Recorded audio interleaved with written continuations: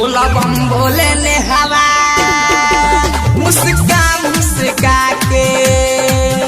बोला बम बोले गीतवा बोला बम बोले गीतवा मुस्का मुस्का के कांवरा लाइनी बाजार से जाके बोला बम बोले ने हवा मुस्का मुस्का के बोला बम बोले यसवा बोला बम बोला निजी मुस्का मुस्का के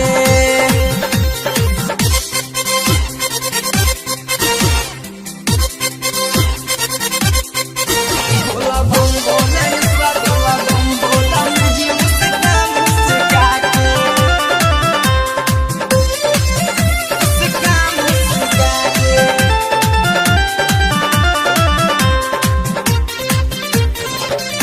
मुस्का मुस्का के देवघर जाए खातिर डिबिया होत में बाबा पजलवा चढ़ावे उहो देवघर जाए खातिर डिबिया होत में बाबा पजलवा चढ़ावे उहो कबो बोलबम बोले ले कबो शिव शंभू बोले ले बाबा के दर्शन पावे खातिर भगती में रहे ले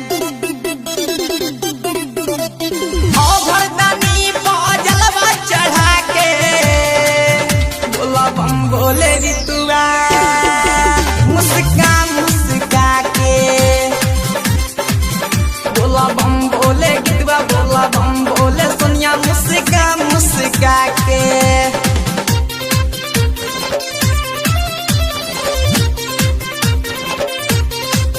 म्यूजिक बाय मनोज भट्टी मनोज भट्टी मनोज भट्टी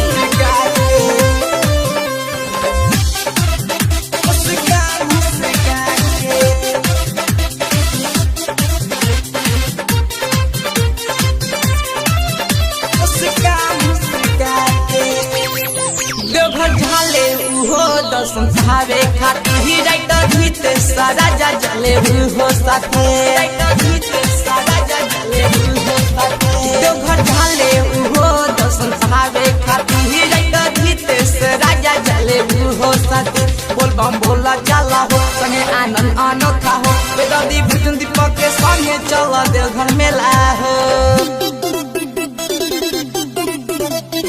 आंधे पकावर धरे मुस्का